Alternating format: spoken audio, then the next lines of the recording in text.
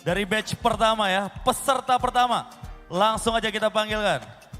Yang akan dijuriin sama Abang David dan Abang Iwan. Peserta pertama stand up comedy ada Maulidia Abade.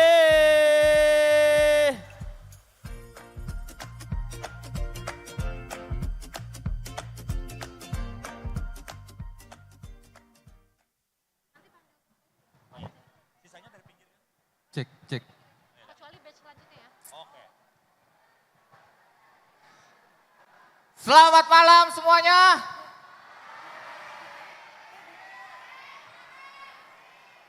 Sore, selamat sore. Ya sebelumnya buat yang belum kenal, kenalin gua. Pirsa Bersari. Tahu lagunya kan? Aku kesal dengan aku. Ya gue kesal sama diri gue sendiri. Gue ini pengangguran. Masalahnya cari kerja di Jakarta tuh susah banget. Beneran Pak, Bu. Gue ngelamar kerja, itu selalu mentok di persyaratan. Gue ngelamar kerja jadi cleaning service buat jagain WC, mentok di persyaratan. Persyaratannya apa? Penampilan menarik. Ini jagain WC aja harus menarik gitu. Kalau penampilan harus bersih, oke gue setuju gitu kan. Ini penampilan harus menarik buat siapa gitu. Kuntilanak WC. Lagian kan nggak mungkin ya ada orang yang kebelet BAB, mau BAB jangan di situ, yang jaga nggak menarik ya. BAB mau BAB aja gitu kan. Gue tuh ngerasa susah banget dapat kerja di Jakarta. Sampai-sampai gue ngerasa apa gue daftar jadi Yakuza aja gitu ya. Tapi jadi Yakuza juga nggak gampang. Kita harus terbiasa makan sushi. Gue boro-boro makan sushi Pak, yang ada makan susah beneran dah. Makan susah banget. Tapi ya akhirnya berkat stand up gue dapat kerjaan gitu kan.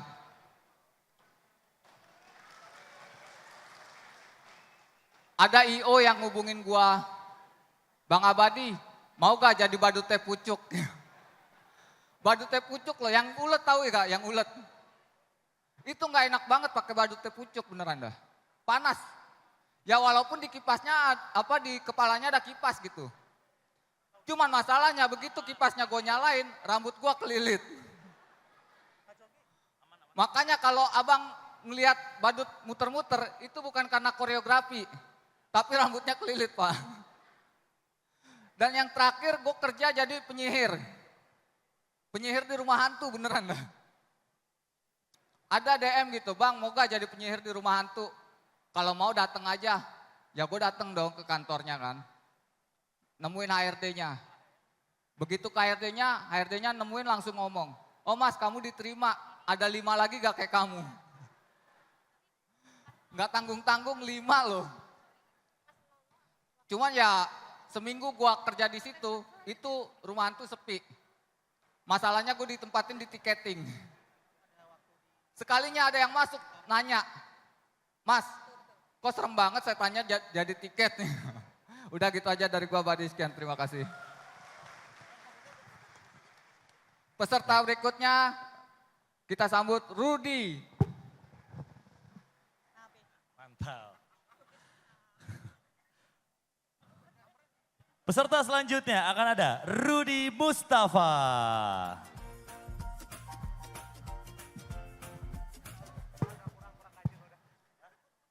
Assalamualaikum warahmatullahi wabarakatuh. Kenalin ibu bapak, nama aku Rudi. Saya orang Cianjur ibu, dan jujur di Cianjur tuh susah nyari kerjaan. Lebih gampang nyari bubur. Sekalinya ada kerjaan rata-rata buat cewek. Ih kok buat cewek ya? Padahal kan yang jadi imam cowok. Makanya di Cianjur mah yang kerja tuh istrinya. Suaminya mah mancing Pak. Jadi suami lebih minta nafkahin ikan dibanding nafkahin istri. Kan kebalik ya. Harusnya sebagai suami dia yang kerja, dia yang nafkahin, istrinya yang mancing. Dan sekalinya ada buat cowok, bapak-bapak, ibu-ibu, itu selalu ada aja calo. Saya pernah ditawarin, Rud mau gak kerja di mana? Di pabrik, tapi bayar Berapa? 5 juta. Buset mahal. Mending pakai mancing. Mending saya kasih ikan Pak daripada kasih calo ya. Bener. Cuman daripada saya nggak kerja gitu Pak. Akhirnya saya kerja di toko sembako Pak. Tahu kan Bapak toko sembako? Sembahan-bahan konsentrasi. Itu Pak. Kerja di toko sembako tuh gak enak Pak. Karena saya disuruh ngapalin harga-harga. Kalau di Alfamart mah enak. Udah ada harganya tinggal di scan-scan doang. Kalau di toko sembako mah harus pakai piling Pak. IQ 200 susah. Makanya kalau ada ibu-ibu nanya, Mas ini sekilo berapa? Biasanya sekilo 1000 gram Bu. Kan saya nggak tahu Pak gitu. Yang paling kesel Pak kalau misalkan saya kerja di sana saya disuruh ngantongin terigu Pak. Masih mending cuman sekarung. Ini sampai berkarung-karung. Saya ngantongin terigu. Badan saya putih semua Pak. Balik-balik udah kayak balik demo. Dari mana Rud? Demo. Dan yang paling keselnya lagi Pak kerja di toko sembako. Itu kalau misalkan ada temen udah tahu kerjaan kita tapi sosokan nanya basa-basi Pak. Saya lagi ngantongin terigu nih. Ruud lagi ngapain? Lagi ulang tahun. Oh HBD ya gak usah dilanjut. Kan jadi benar ulang tahun kalau begitu ya Pak. Masa ulang tahun saya ditanggung sama tepung bukan sama Allah. Makanya saya di situ berhenti Pak kerja. Takut meninggal. Ya gimana gak takut meninggal orang saya tiap hari ulang tahun ya kan. Pecak Pak gitu. Dan ya mohon mumpung ada Ibu Menteri gitu di sini. Carilah maksudnya lowongan buat banyak yang cowok Pak. Jangan yang buat cewek doang. Takutnya kalau misalkan ini dibiarin terjadi. Ntar bakalan tuh bapak-bapak ngambilin kerjaannya ibu-ibu. Yaitu ngegosip. Makanya jangan salah dan ntar mungkin 2025 ada bapak-bapak nih di sebuah gerobak sayur. Udah kumisan pakai kaos oblong, pakai sarung pada ngegosip. Pak Dudi tahu nggak? Itu anaknya Pak Asep hamil. Ih Bapak jangan sotoy, itu namanya seujon. Saya bukan seujon, orang Pak Asep itu saya. Terima kasih Saya Rudi. Dan peserta selanjutnya dari Jakarta Utara, Pak Dul.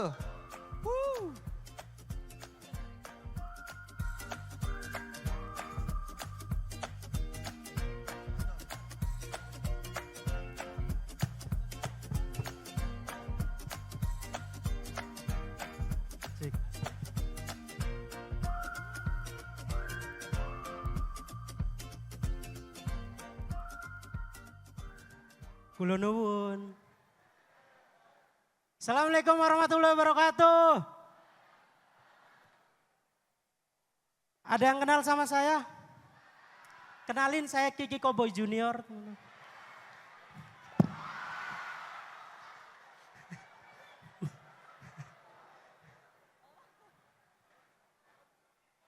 Saya Padol dan saya dari Brebes teman-teman. Dan jujur saya tuh iri. Tentang acara-acara kayak pencarian pekerjaan gitu kan, kayak Naker Fest. Hiburan-hiburan di Jakarta itu saya iri. Tiap minggu ada aja. Kayak di Jakarta ada aja pesta pora. Di Brebes, pesta apa ora kie. Dan saya SMK di Tata Boga, di sini ada yang sekolah jurusan Tata Boga. Cita-cita saya pengen jadi kayak Chef Arnold. Pengen jadi koki gitu kan. Pengen kerja di KFC McD gitu kan. Cuma sayangnya di Brebes gak ada KFC. Sekalinya ada tahun kemarin baru dibangun ya Allah. Itu juga di rest area. Kasihan warga Brebes. Kalau mau ke KFC kudu punya etol dulu. Sekalinya punya etol, gak punya mobil ya Allah. Punya etol, punya mobil, gak punya duit ya Allah. Parah. Dan bukan cuma itu. Keahlian saya memasak jadi berkurang. Karena di sana itu jarang ada tempat makanan yang enak. Warmindo aja nih. Kalau di sini jualannya Indomie. Di Brebes sumpah demi Allah jualannya mie sukses. Ya Allah, mie sukses. Ngebet banget pengen sukses. Tapi tiap malam jam 12 ibu penjaga Warmindonya ngeluh baik. Dagangan orang entek-entek. Ya Allah. Dan bukan cuma itu abang-abang. Di dekat kampung saya Ada yang paling terkenal namanya warung steak. Warung steak lah, steak. Orang Brebes nyebutnya steak sih, steak. Kacau. Warung steak Pak. Itu warung steak Pak ya.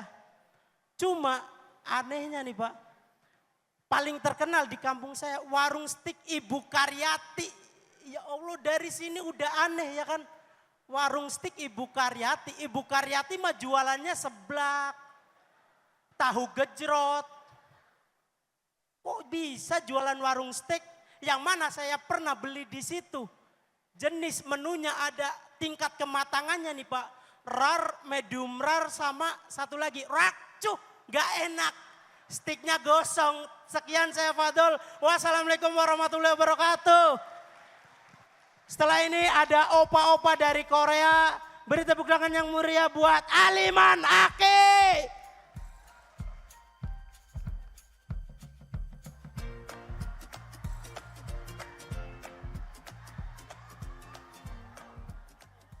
Annyeonghaseyo. Kenalin ya Robun, nama saya Tulus. Saya nyanyi ya. Pejalan. Aduh serak. Saya jujur gemeter banget ditonton Ibu Menteri, Bu Ida. Halo Ibu, ya Allah. Cantik banget ya kalau dari deket ya, Masya Allah Ibu. Ibu ini kayak 1345 Bu, nggak ada duanya Bu, Masya Allah. Masya Allah Bu. Bu, bisa kali info loker Bu. Ibu kenal Lina Job Street nggak Bu? Jujur Bu, kenalin nama saya Aki Bu. Saya lulusan SMK teman-teman. Katanya lulusan SMK itu langsung bisa kerja. Bener pas saya lulus langsung bisa kerja. Cuma kudu nyogok calo dulu. Saya tinggal di kota Bekasi Bu, Bapak. Bekasi katanya kota industri. Tapi kenapa nyari kerja di kota Bekasi? Susah banget. Hah, saya makan juga nih mik. Emak saya udah nyerah nyuruh kerja di Bekasi. Sampai-sampai emak saya udah ikhlas nyuruh saya kerja di Arab. Emak saya bilang, Ki kalau emang nyari kerja di Bekasi susah. Nggak apa-apa, emak izinin lu kerja di Arab. Emak kemarin baca berita ada orang kerja di Arab gajinya sebulan 300 miliar. Siapa tuh mak? Ronaldo.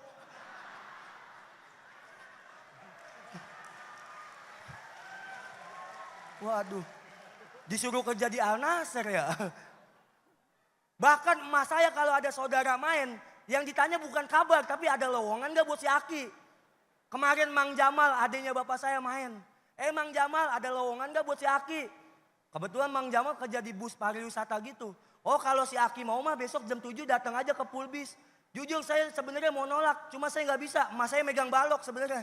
Ayo Ki ikut tuh. Jam 7 pagi saya datang ke Bulbis sama Mang Jamal disuruh naik Ki.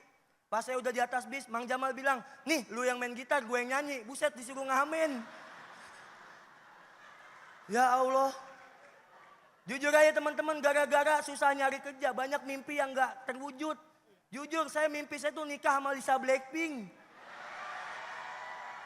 Cuma ini gak bakal terwujud karena apa? Saya orang Betawi Bekasi, Lisa tinggal di Korea. Ya kan ya, kalau misalnya saya nikah sama Lisa Blackpink berarti saya adalah orang Betawi Bekasi pertama yang besan ke Korea. Nanti di pesawat saya kasih tulisan tuh, rombongan besan dari Bekasi.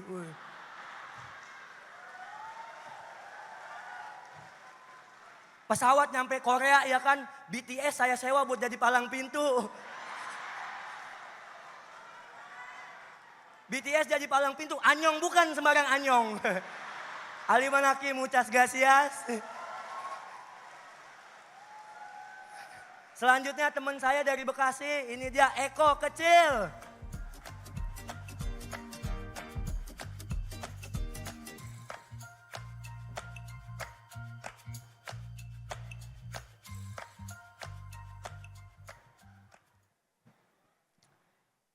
Assalamualaikum warahmatullahi wabarakatuh. Tepuk tangan dulu buat kita semua ya teman-teman, respect. Keren. Tadi di depan tuh ada kucing bulunya mulus. Selamat sore penonton Tulus. Buat yang belum kenal, kenalin nama saya Eko. Pak, Bu. Dan saya tinggal di Bekasi. Di Bekasi saya tinggal di lingkungan yang orang-orangnya buruh pabrik semua teman-teman. Jadi tetangga-tetangga saya itu pada kerja di PT semua gitu. Saya doang yang enggak. Cuma yang bikin saya sebel mereka tuh buruh pabrik yang sombong-sombong banget. Sombong banget bang. Kelihatan banget dari barang-barangnya ditempelin stiker PT-nya. Di helm ada ditempelin stiker PT AHM. Di handphone ada stiker PT AHM. Sampai godain cewek juga gitu. Cewek HM. Buset.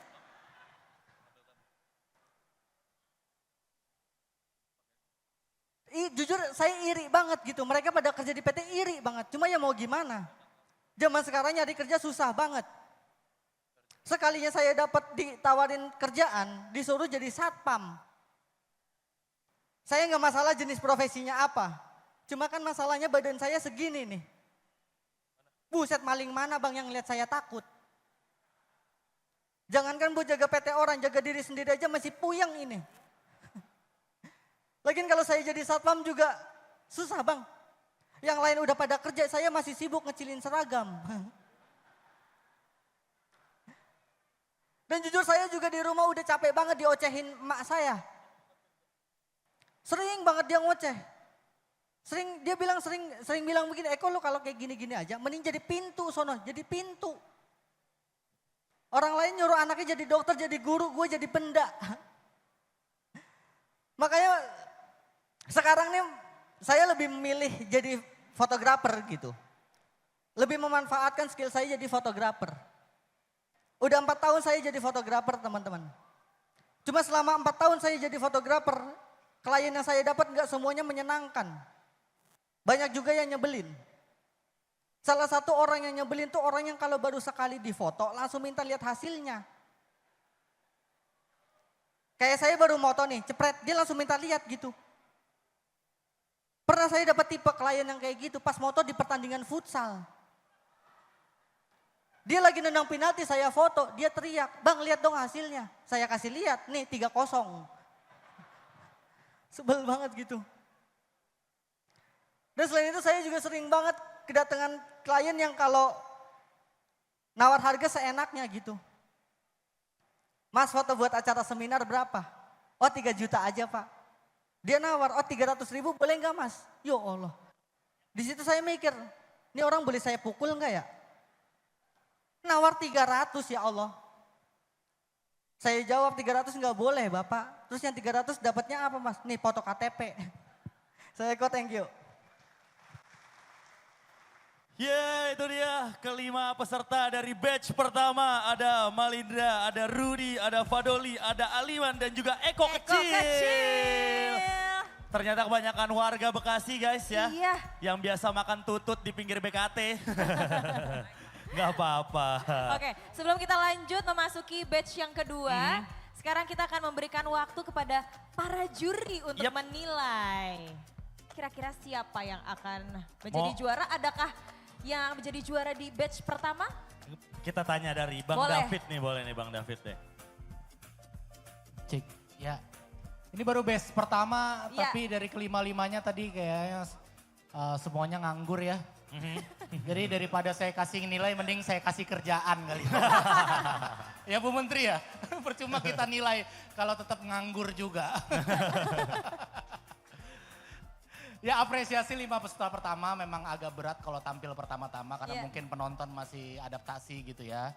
Tapi gampang lah kalau di acara kementerian yang penting kita lihat ketawanya Ibu Menteri aja. Ya, mana peserta yang bisa bikin Ibu Menteri bahagia hari ini, dia yang jadi juaranya. Itu aja. Mantap. Dari Abang Iwan mau ada tambahan? Dari batch pertama? Ya, dari batch pertama saya jadi ada inspirasi ya. Aha. Profesi stand up comedy ini Bu Menteri kayaknya perlu kita buatkan BLA khusus stand up comedy ya Bu. Wow. Profesi baru yang menjanjikan. Terima kasih. Nah, Terima kasih. kan emang menjanjikan untuk sekarang gitu kan Iya ya. dong. Tinggal ada BUMN versi stand up comedy aja nanti. Aku nunggu banget jujur, pengen nonton gitu rasanya Iya, iya. ya.